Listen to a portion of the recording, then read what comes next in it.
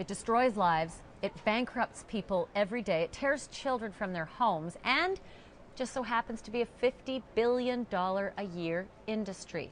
Talking about divorce, and it's the subject of a brand new film that's coming out this Friday called Divorce Corp. It's narrated by Dr. Drew Pinsky. He's the host of Dr. Drew on Call on our sister network HLN. And this documentary shines a light on the unethical and sometimes corrupt practices that can be seen in family court and cases that drag out for years.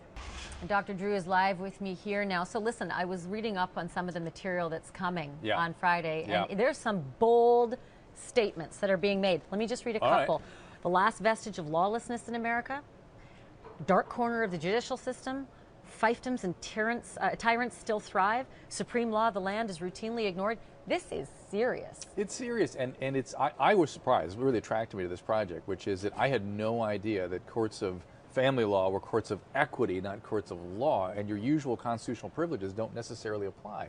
Speedy trial, attorney, things we are accustomed to, and the judges, what bothers me more than anything, as a physician, if this sort of chummy relationship existed between doctors and any other provider of services, there would be outrage. In this system, the attorneys that present before the judges can literally make $1 million campaign contributions to those judges and then appear before that judge the next day.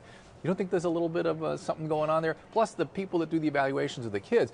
I read a tweet this morning. I thought it was rather brilliant. They said the children are used the way the dog races use a little rabbit on the trail. It's like it really keeps the race going. You keep the kids in play, and that is where all the financial burden really comes in. Well, and listen, I've worked with so many judges and lawyers over the years in all different disciplines, and invariably, Drew, they all say family court is worse than murder. Well, it's worse than working but why don't you guys murder. do something about that? To me, I didn't know that, and I found it was really striking to me how easy it was to get attorneys who were in the system to say this thing's got to be reformed in some way. Some easy fixes, like some of the chumminess between the attorneys and the judges. The judges end up working in the attorneys' law firms after they leave the bench. So, they end up doing symposiums for them and getting paid for it. I mean, that is a ridiculous kind of ethical problem. I want to be really, really clear. There are